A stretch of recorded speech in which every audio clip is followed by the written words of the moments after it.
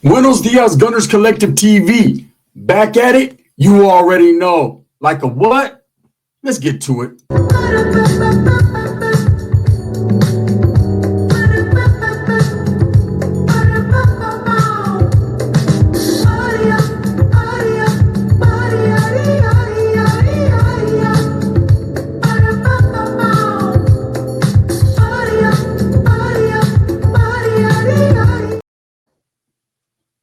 We're back to Gunners Collective TV, man. Hey, I appreciate all the support. I appreciate you guys being in here.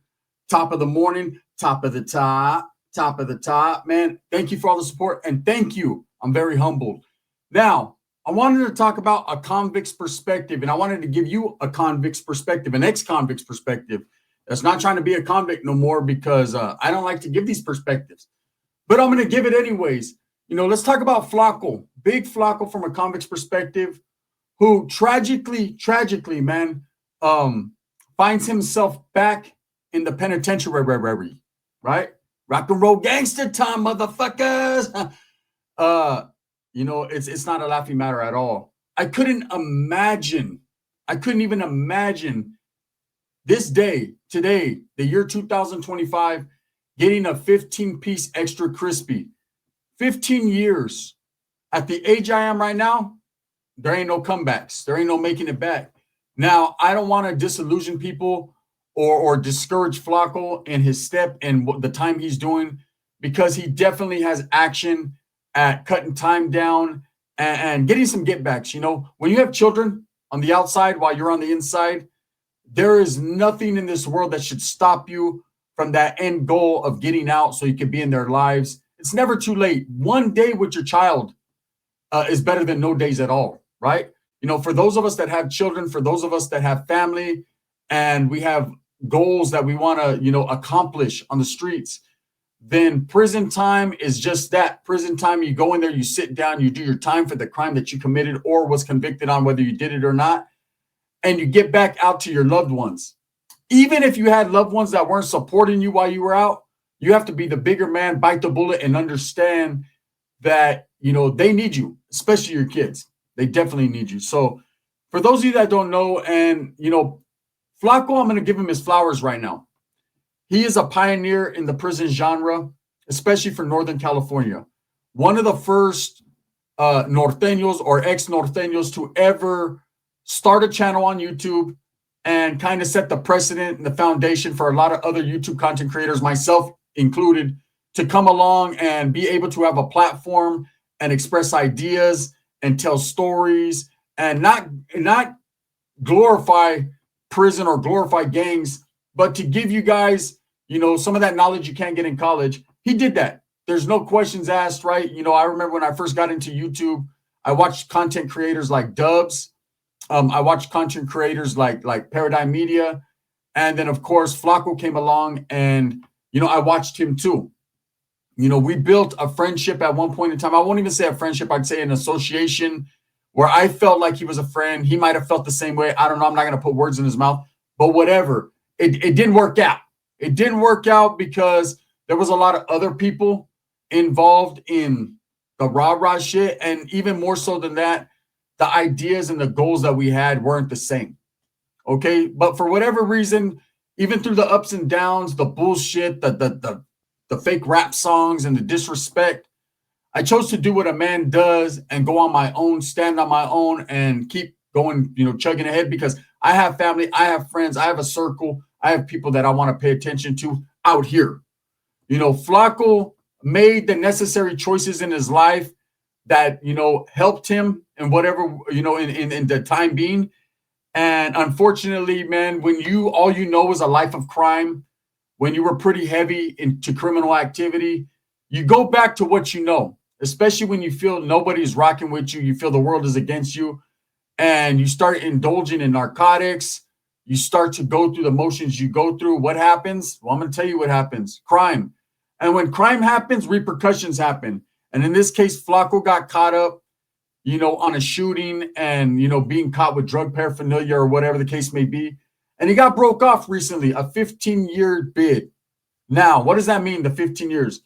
That doesn't mean he's going to sit down for the whole 15. Perhaps he could turn 15 into 50. Prison is prison. I've seen guys go in with 18 months and do a life sentence. That's the truth. But we don't want to speak that into existence. We don't want to speak negativity. In fact, my hope is that Flaco is able to do his time in whatever fashion he does it and get back to his family and his child. First and foremost, his children. That's all I could care about. That's all I would think about if I was in his position. But I'm not, and he is. So out of the 15 years, Flaco's looking at probably 85% in Arizona. He's in the state of Arizona. Now, what does that mean? That means 85%, he's probably going to be doing 12. Then with the programs and the time cuts that you're eligible for, if you do certain programs, Flaco probably get out about 8 or 9 years. That's a fact. That's what he's looking at. That's best case scenario. That's EPRD. That's earliest projected release date.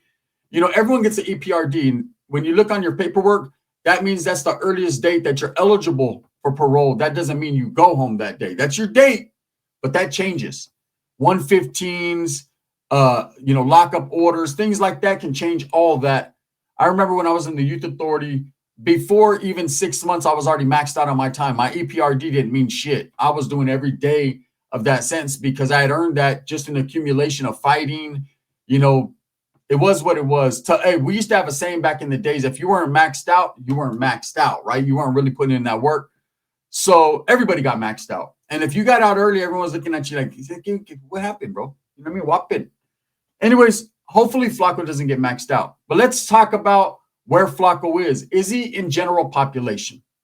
Okay. There's a lot of people that say, wow, how the hell does Flaco make it to general population? Well, let me explain this to you. When Flaco paroled, he was not on SNY. Flaco was not in protective custody. When Flaco paroled in his last bid in the state of California, he paroled in good standings. Okay, that means he was still an active gang member, whether he was out there, running amok or doing his thing, it didn't matter. Somehow, some way, he was able to claw his way out of the abyss and get out of the California prison system in good standings. That's a fact. Now, some of the moves he made while out got him deemed all bad. So let's not get it twisted and say, hey, because you parole in good standings, that means you're always in good standings. No, that means in that timeline, you didn't fuck up yet. But, you can fuck up in prison or on the streets, and it all affects your time. So he got out, and I think we all know the story. I don't need to rehash the story. It's Flaco's story to tell and not mine's. But he found himself in bad standings, okay, within the gang and the group or organization that he was functioning with or for, right? So I have a homeboy that was in county jail, in Santa Clara County Jail, San Jose, with Flaco. In fact, they were on the same tier in the oil when Flaco kind of leaned back. When I say lean back, that means he decided in his life to go the other route, to go to the other side of the fence. Now, when Flaco says he paroled out of prison in the best of standings the last time, we're not talking about the county jail. In county jail, there was some moves that were made. Whatever. That was his business, right? For whatever reasoning that he put out there. So the last time he left the jail facility, he was not embraced by the homies. He was not an active Norteño. He was actually working with law enforcement at that time, unfortunately, right? He decided that was his best move. And like Flaco said in his past stories, it was some get backs for being wronged, or being misused within the group. Now, without going into too many details, Flaco finds himself still involved in criminal activity in Arizona, where he moved to get married and to change his life or move on with his life. And in that situation, man, I don't know where the turn went wrong. But again, his business, you don't want to speak on a man's familia and what they're doing. And I know a lot of the intricate details because I used to talk to Flaco over the phone and he used to tell me the details. But that's neither here or there or me to spread rumors or cheeseman. Let's just say he got involved in narcotics and things he shouldn't have been, allegedly. And he found himself looking at 15 years for a shooting. Okay. He was looking at more time. Flaco was actually looking at over 100 years and was able to take a deal for 15. In hindsight, that sounds good, right? You're facing 100, you get 15. To me, 15 minutes in county jail is too long. The last time I went to jail was a few years ago, man. I had an assault that I had done, smacked on someone, right? I had to go sit down. Luckily, I had a good lawyer and I fought the case for over a year and a half. And then I got sentenced to a misdemeanor and 5 days in the county jail. And them 5 days broke my back. Them 5 days were worse than any of the 19 years that I've done incarcerated in my life. That's the truth. So I can sympathize with Flaco's plight. Now, there's a lot of people asking questions and a lot of people making content concerning Flaco, right? I'm not going to be the one to downplay him. I'm not going to be the one to go in on him. Did we end on good terms with our friendship or association? No, absolutely not. We didn't get along. In fact, there was a lot of he said, she said going on, but I understood enough to say, you know what? Rather than indulge and keep it going, I'm just going to back on up like a crawdad, man, and do me. And so, unfortunately, man, them phone calls that we used to have frequently, chopping it up, laughing, telling each other stories and helping each other with content creation, it just didn't work out, right, for whatever reason. And more so because people stirred the pot. And a lot of the reason is because I seen kind of what Flaco was involving himself in and getting into, and I just didn't want no parts of that. I didn't want to be the birds of a feather flock together type guy, so I bounced. That's the truth, right? I know Flaco has made videos like, hey, people turn their back on me. And I know when he mentions that, he's saying me. And yeah, I did. I turned my back on him. Couldn't put the Mac on him, did the only thing a real motherfucker could do, and I turned my back on him. And the reason why is when you see someone going down that road, you can't help them if they can't help themselves. So what you do is just get away from that drama. I come from a criminal mentality and a background of being involved with the homies quite heavily. So when I see someone going the wrong way, I try to voice my opinion like, hey, bro, you shouldn't do that. But if they're not trying to hear me, but you don't hear me, then I Rodney O and I Joe Cooley up out of there, right? So I did the Joe Cooley, and yeah, I did. Not turn my back, but, hey, there's no reason for us to discuss anything. You can't help someone if they're not trying to help themselves. That's how I felt. So, yeah, that's the truth. So when Flaco says, yeah, everybody bounced on me, yeah, the majority of the people did, because it wasn't like speaking to the same Flaco anymore. He was a different person with a different attitude and a different agenda. So he gets sentenced to 15 years. The big monkey, I was going to say the monkey on my back. It's not on my back, it's on his. That big elephant in the room is this Flaco in general population. And I'm here to tell you he is. Flaco is in GP. Now, how does that work out? How can you be all bad in the state of California to the highest degree, right? And have question marks beside your name within your group and organization, yet go to a different state and function in a general population yard? Well, I'll explain it to you. See, all prison systems are ran differently. Now, there's common gangs. Like, of course, you're going to go, hey, pretty much every prison system you go to, there's going to be Southsiders. They're everywhere, right? Now, as far as prison organizations, they differentiate according to which state you're in. If you're in Texas, you're going to see different gangs than you'll see in California. If you're in California, you're going to see different gangs in Florida.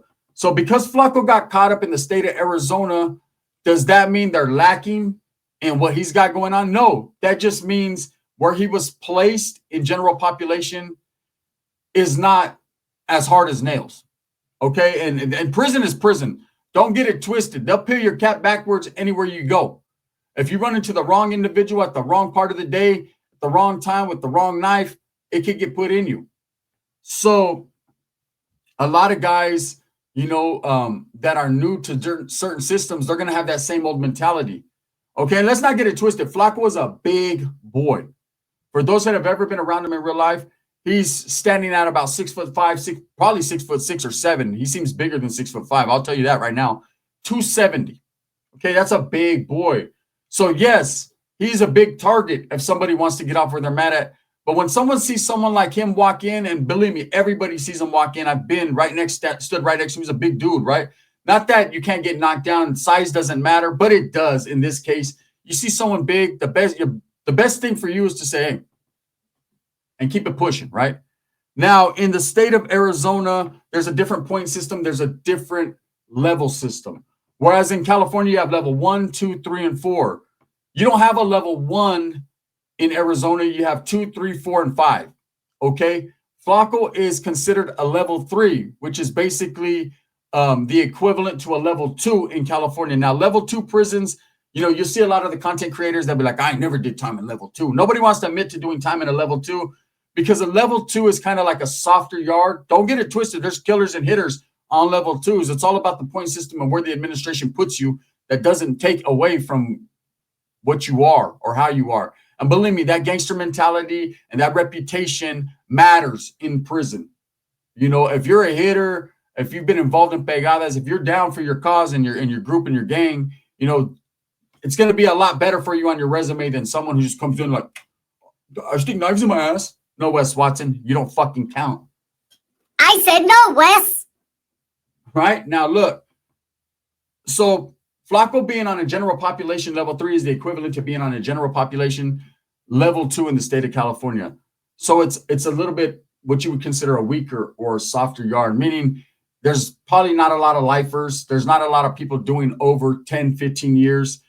And so being with that, you know, where Flaco's at, and yes, he was transferred from reception to Yuma, Arizona. That's where he's doing his prison time.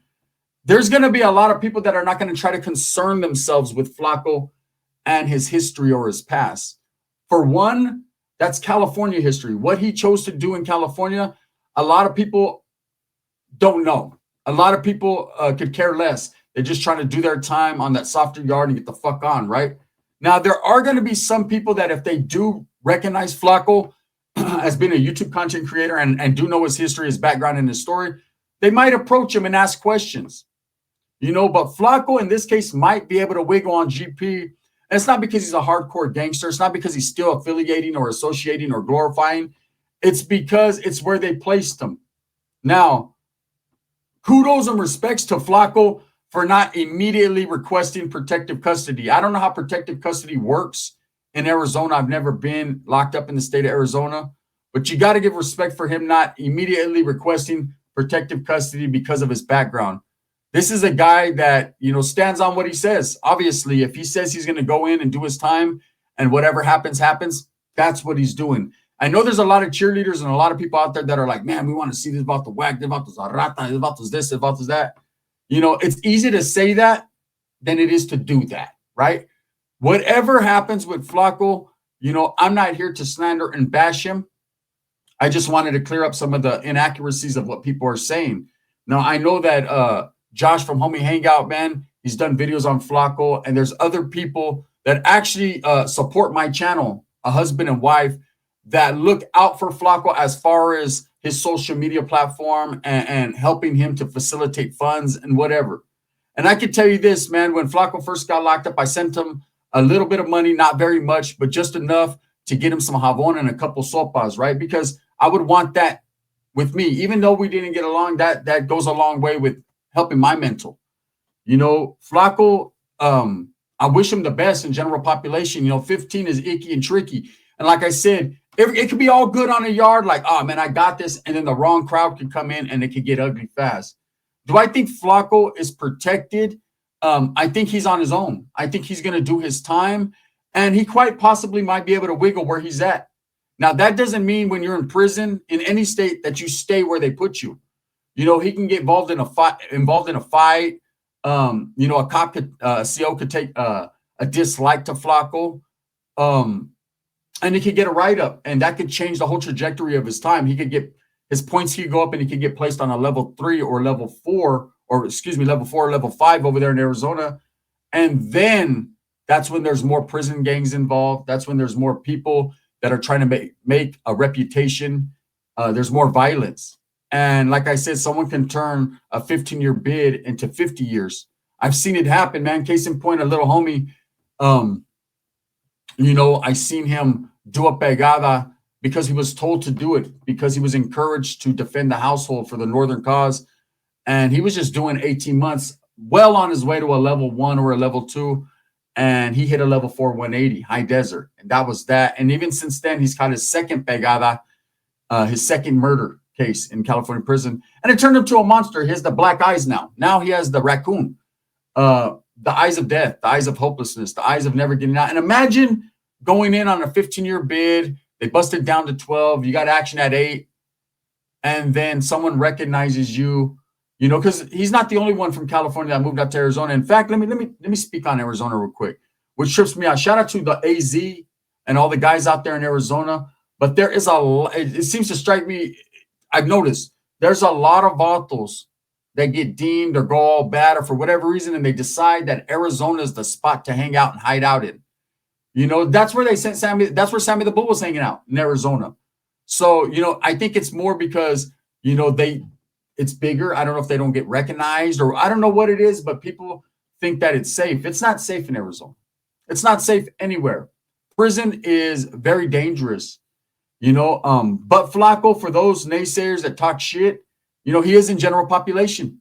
That's a fact. Now, him continuing to do YouTube content creation, I understand it.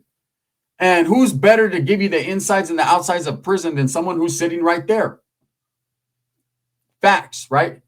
But here's my thing. You know, I don't understand why Flaco would continue to talk about prison organizations or groups while incarcerated, you know, and highlight some of the stories of them. You know, I would vlog and talk about my life, what I do every day, what happened with me, how I'm going to school, whatever I'm doing in there, right? But to continue to talk about these prison organizations, people see this. This is worldwide. And, you know, if the wrong people see it and feel that he's saying too much, and because of his past, where allegedly he has said too much, it can get very dangerous fast. You know, to each their own. You know, I know a lot of people say, damn, gun, stand on what you believe. Don't be no punk. I ain't no punk, homie, but I'm smarter than that. And if I can avoid getting stabbed, I'm going to avoid it, right? So there's certain things that I hope Flaco realizes and focuses on while he's in there, you know, like his education and you become a better you so you can become a better father. That's what should matter. You know, and all these people, is he on GP, is he on PC? It doesn't matter. He's in prison. Don't matter what fucking yard he's on. You're not going to do nothing to him. So why are you asking about it, right? But he is in general population. That's a fact. And you got to respect it. With that being said, thumbs up or thumbs down.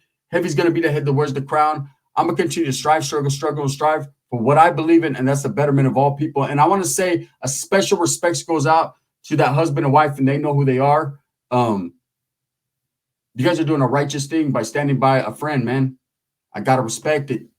Thank you guys, man. I would only hope to have people like that in my corner if I got locked up. Besides, I ain't trying to go out like that. Bang, bang.